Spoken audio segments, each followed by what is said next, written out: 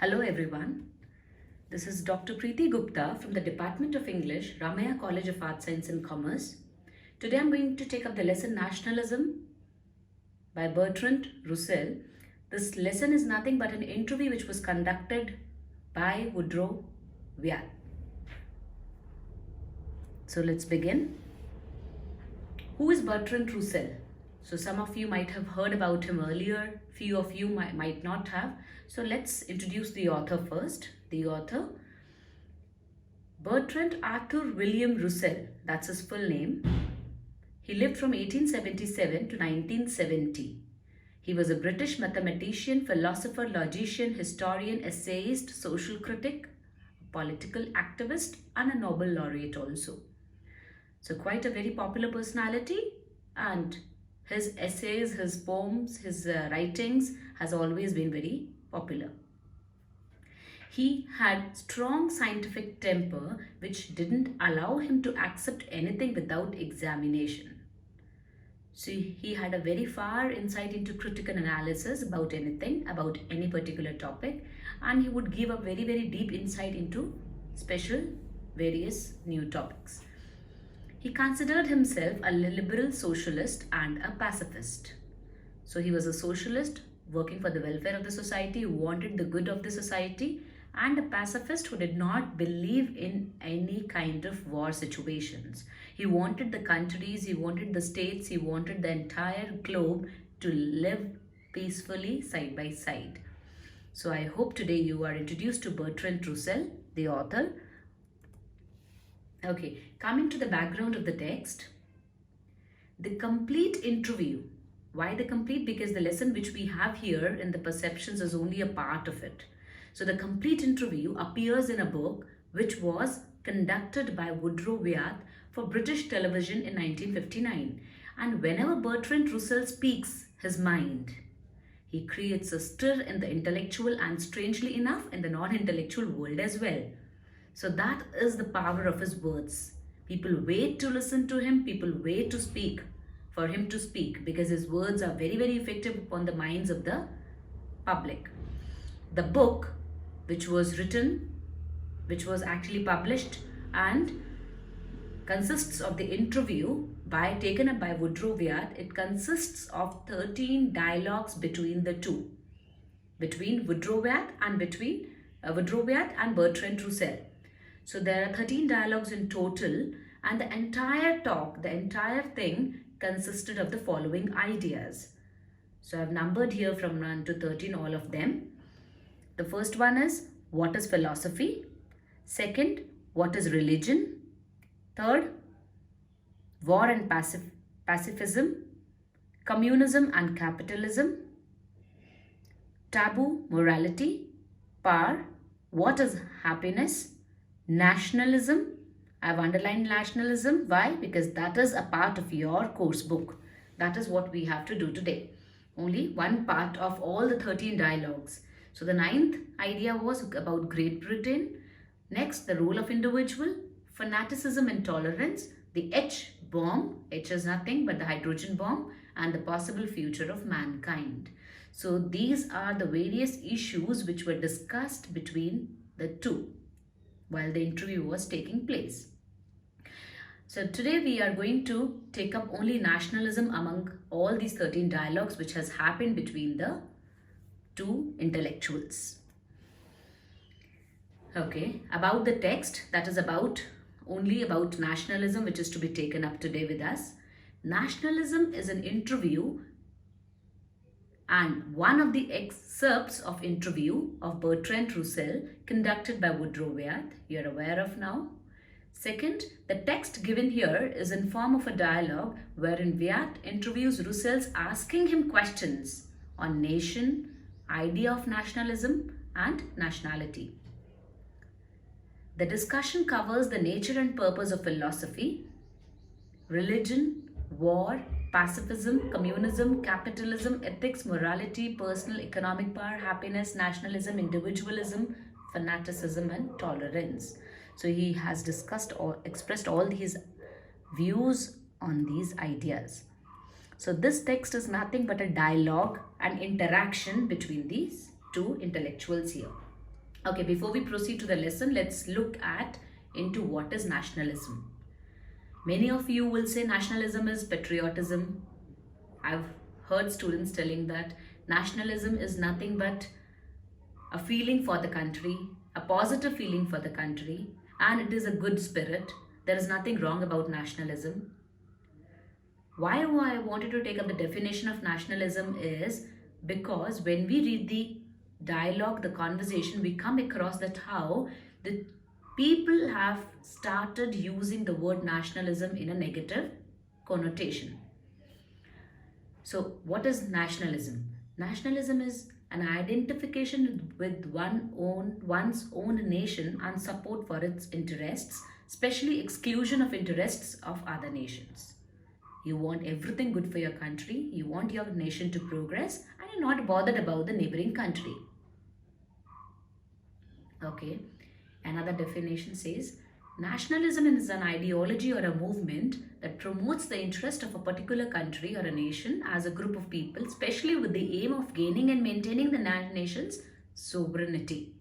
That is, you are following the idea of nationalism because you want your nation to be sovereign. Self-governance is required.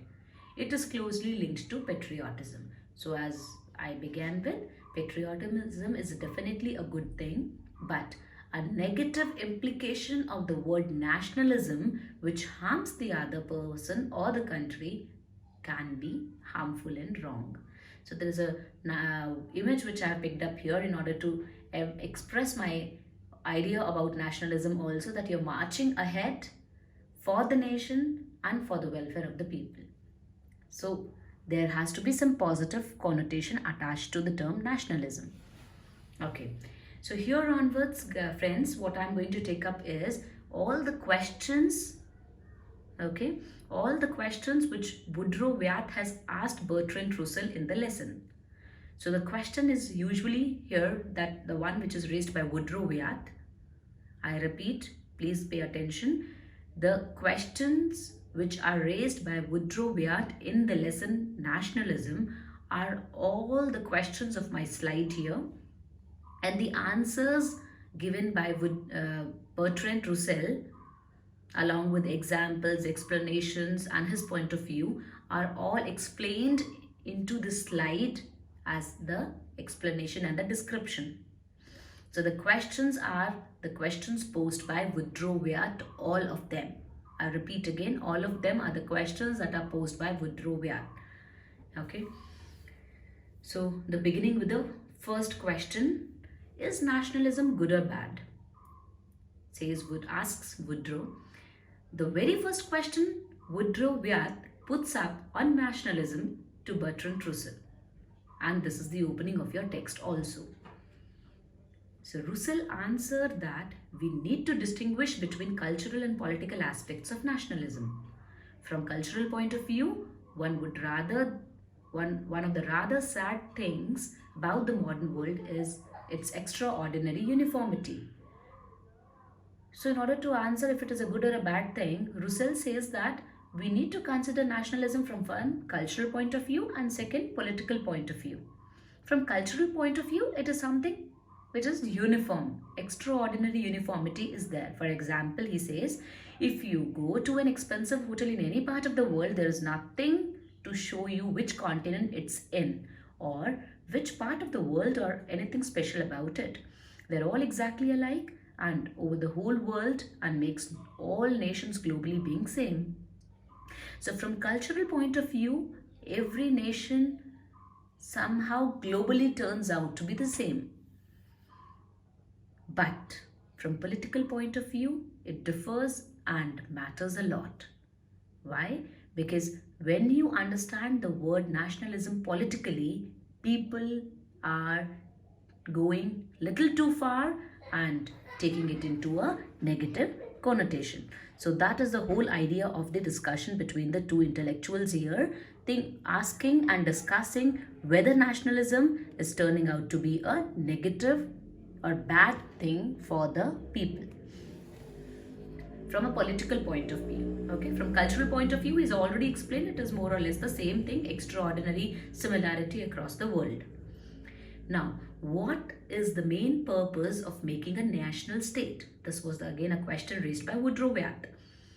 Russell says, please understand the question also while I'm reading it out. What is the main purpose of making a national state? Why do you want to call your country as a national state, as one nation? So Russell says the answer usually lies in the word defense, and what all other states will call it aggression.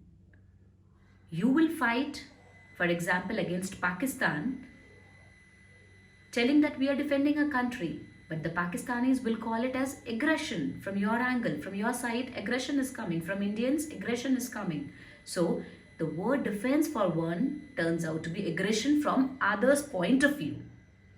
It is the same phenomena, he says, only it has different names from two sides. In fact, the state is primarily an organization for killing the foreigners. That's its main purpose, says Russell.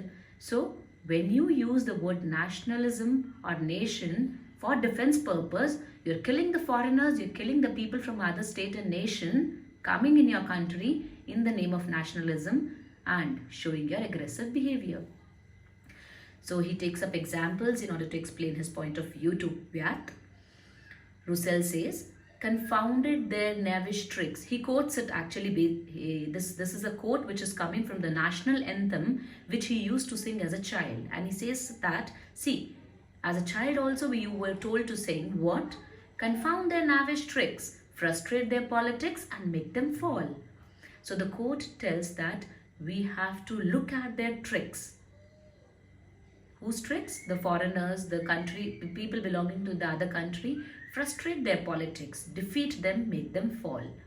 So this was always taught to children from their anthems also, that yes, you have to be a nationalist and you have to fight the foreigners because they belong to the other nation, and you have to understand their tricks and make them defeat and fall. Another example, he says, Rule Britannia.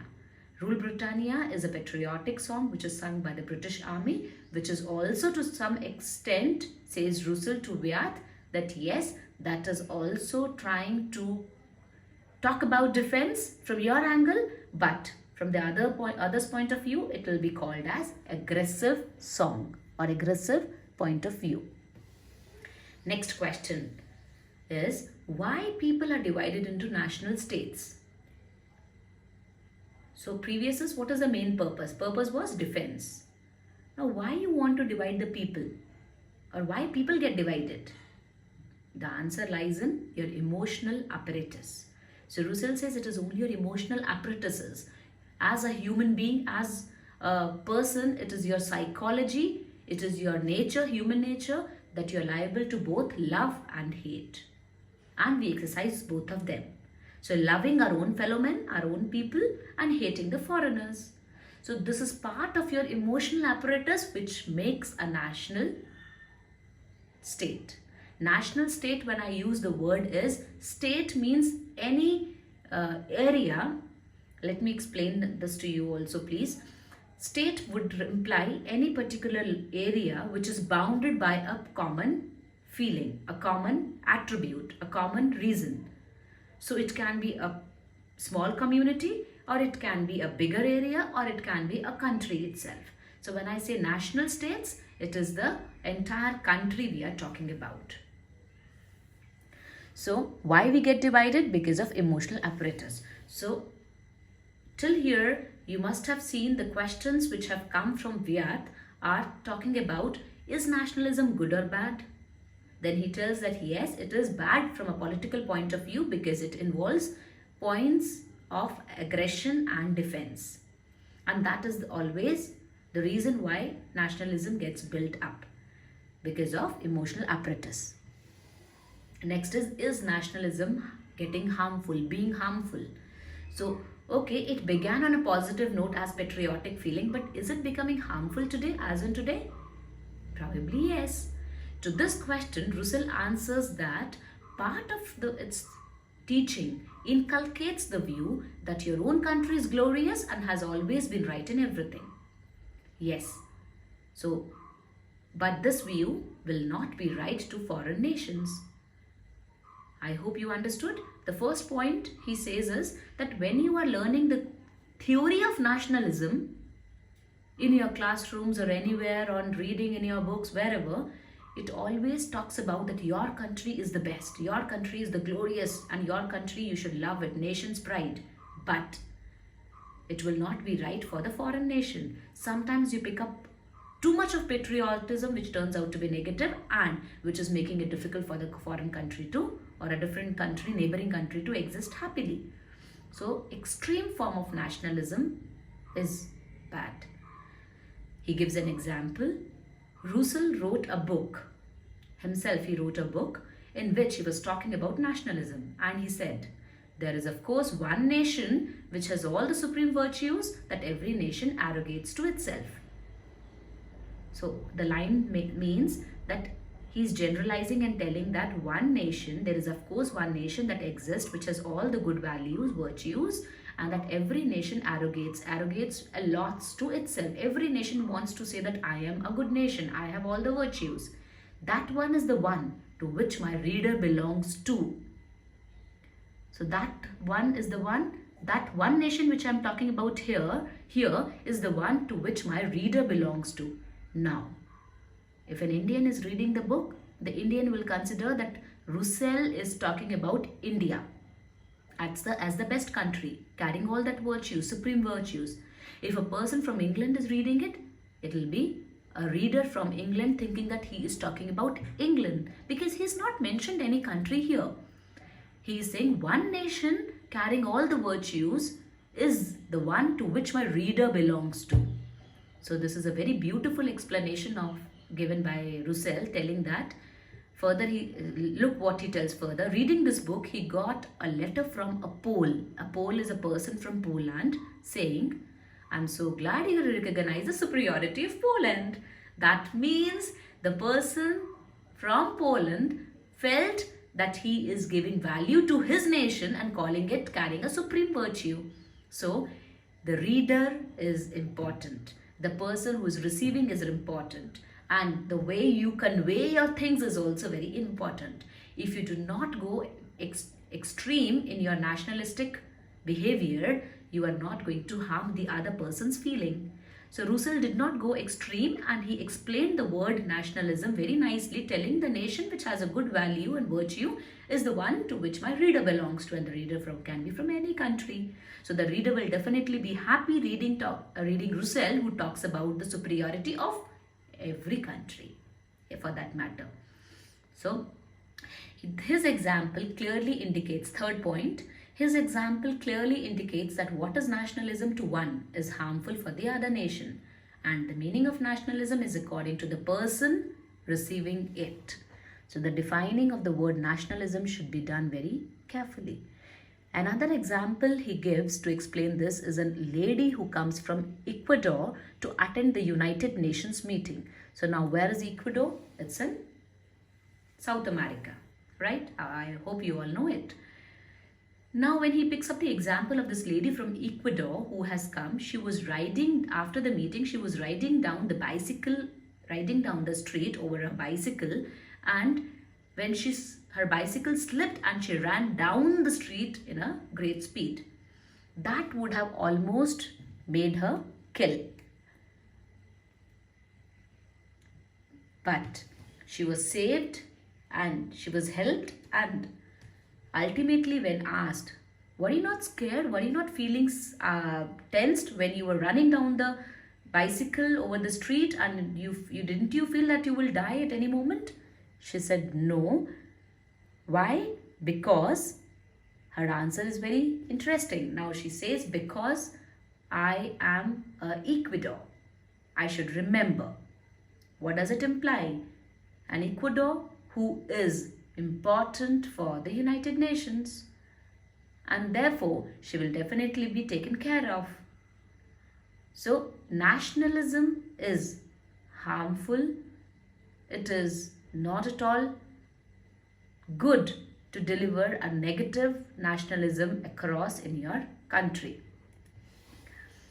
Certain amount of nationalism is right, asks Woodrow Wyatt. So Russell says, yes, Definitely, little amount of nationalism is very important for competition and for emulation. Emulation following a good example. So, if your nationalistic leaders, till today we remember them. Subhash Chandra Bose was a nation's great leader, Mahatma Gandhi, the great leader, and then we talk about several other leaders who fought the freedom struggle because they give you good good feeling and emulation. You feel they set a good example for you, and you need to follow those virtues. So, certain amount of nationalism is right unless and until it does not harm anybody. It is not harmful, so it is right. It is not harmful provided it doesn't involve killing. As resisting, he quotes now from the text, as resisting aggression is right, but to commit aggression is wrong. I hope you got it. Resisting aggression, somebody is attacking you, you need to, defend yourself, but you should not show regression. You should not commit regression. Second, sometimes with feeling of nationalism for your country, example, climbing Mount Everest or developing some machine to fly to outer space. So, this climbing the Mount Everest and developing some machine to fly to the outer space, these kind of activities a man will do out of the good spirit of nationalism. That is why certain amount of nationalism is definitely important and to exist in one's society. You may be inspired to do more happily than doing it without nationalistic spirit for a global basis. This is positive nationalism. So if you do not have that nationalistic feeling within yourself or around yourself, definitely you will not be inspired to do it happily. Or if somebody tells you to do it for the whole globe, for the whole nations around you, then you might not be so enthusiastic to do it as you would be to do it only for your own country. So for some reasons, having a spirit of nationalism is very good and important. But we cannot make sure that people will not go into negative nationalism and spoil the spirit. Thus, nationalistic feelings should be within bounds, within control.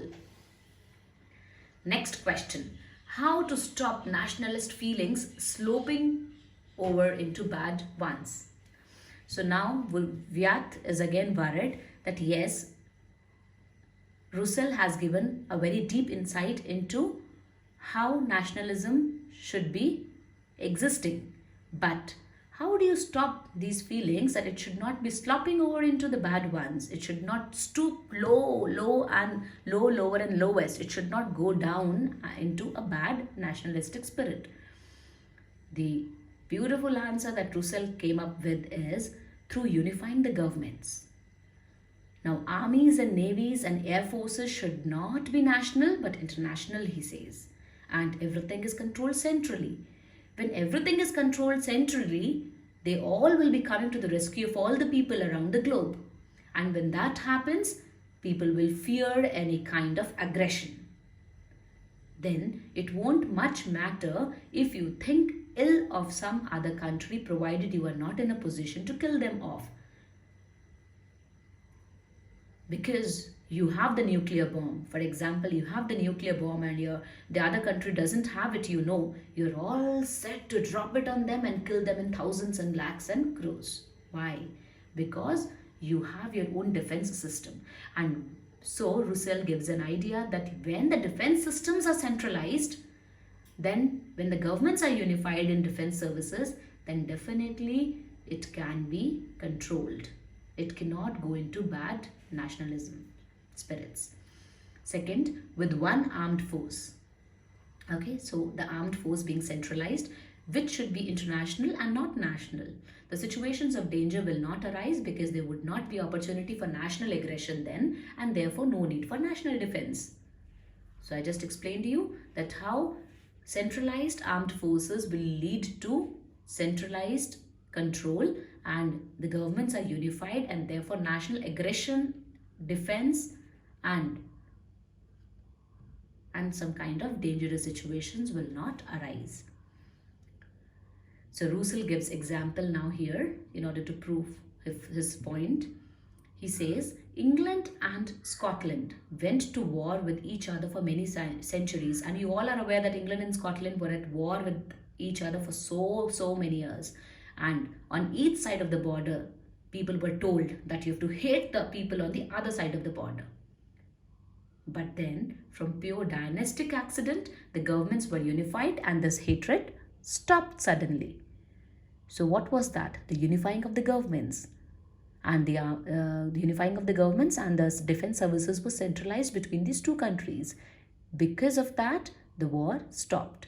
And because of that, the nationalistic feelings which both the countries were carrying was finally brought into bounds. It was not allowed to go bad further. So this is how we should be stopping the nationalistic feelings to be degrading and going into a bad one. By what? Unifying the governments, unifying the armed forces and making not national but international defense services. Next question, is racial prejudice connected to nationalism? Asks Woodrow Wyatt. So first of all, I will explain you what is racial prejudice. Racial prejudice is nothing but your hostility towards the people of another race or color or alien culture.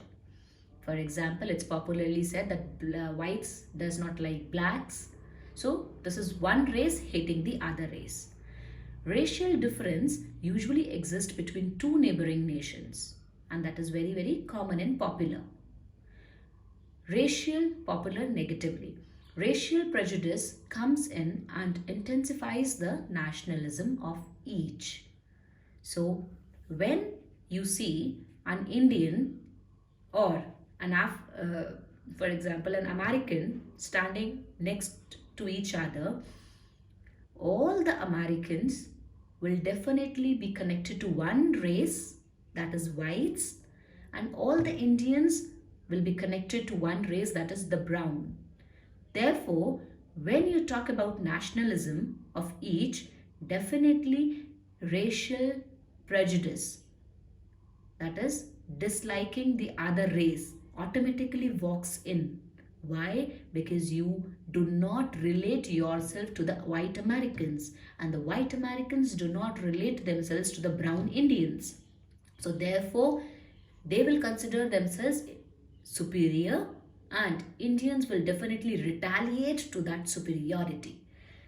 Thus, racial prejudice, racial hatred, which the Europeans, the Americans or the white races have been carrying towards the blacks, definitely increases bad nationalism. I hope I'm clear. The third point here in the slide says it is not the same thing. Racial prejudice is not the same thing as nationalism, but racial prejudice is different. It is hostility towards another race, and nationalism is a lot of love for your own country. Your country is the best and supreme. So definitions is definitely different, but it very easily gets allied, connected with each other, because a people of one race residing in particular state are usually outlined into one nation, as I gave you example of Americans, and thus making the two terms overlap, that is connected to each other.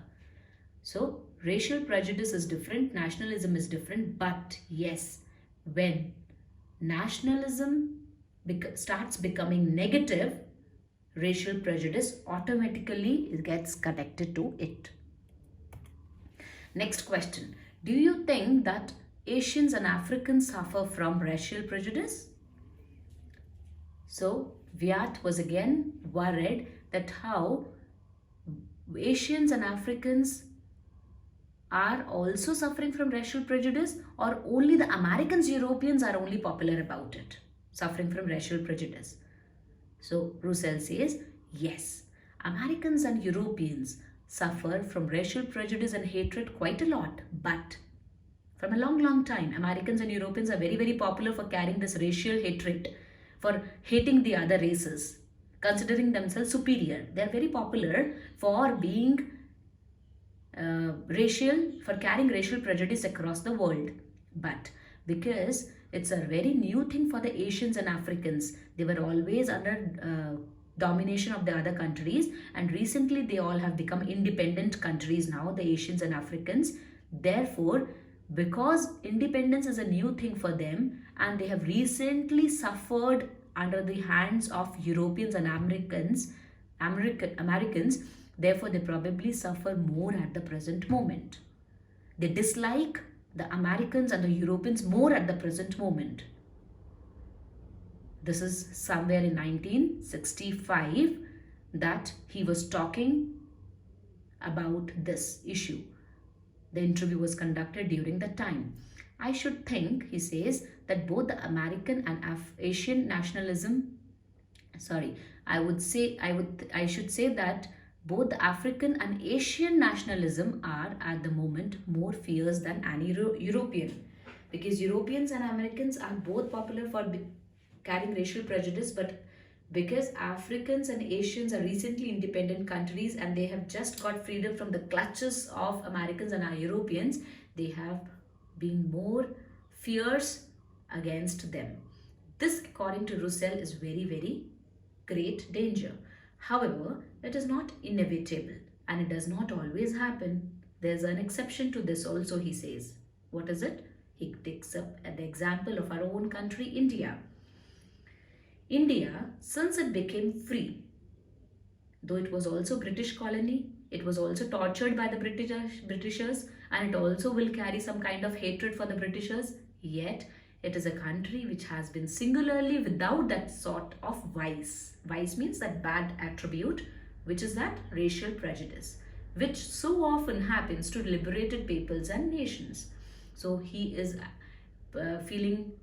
actually talking about India and the Indians who, despite being sufferers at the hands of the Britishers, still do not carry that racial prejudice too much as the other African and Asian nations carry. Another question raised by Woodrow Wyatt is, nationalism seems to be so much more virulent today.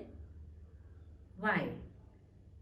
So virulent, something which is infectious, something which is spreading across badly, something which has become kind of a problem, a disease. So he says nationalism is becoming too virulent today. Why? Yes, answers Roussel. Nationalism has become a strong ideology and infectious and negatively exercised. The reason is education. Primary reason he gives is education. Because the great majority of the people, when they learn to read and write, they become open to propaganda. Open to propaganda, they understand all the propagandas going on. And in each country, the propaganda is controlled by the state. The state means the government. And what is the state liking? They want the people to only and only love their country, work for their country, fight for their country, and get aggressive for their country. And what the state likes to have you quite ready to commit murder when you are told so.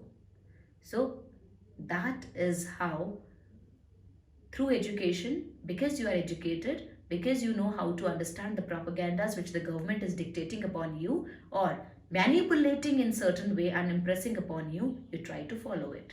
In fact, the name of patriotism, nationalism is used by negatively. In the name of patriotism, now nationalism has taken up a little negative connotation. Is nationalism greater danger than communism? Asks Woodrow. Now, what is communism? It is a theory or a system of society or a social organization in which all property is owned by the community and each person contributes and receives according to their ability and need. That is communism. With this question, Roussel believes that the tension between East and West is the greater danger in the world. But once the tension is removed, if the East and West tension, East-West tension doesn't exist, he says, then nationalism would definitely threaten mankind more than the peaceful extension of communism would do.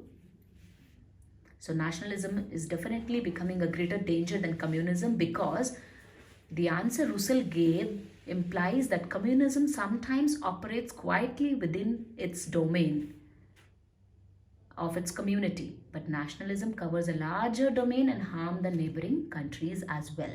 So nationalism is, yes, taking a greater danger than, becoming a greater danger than communism.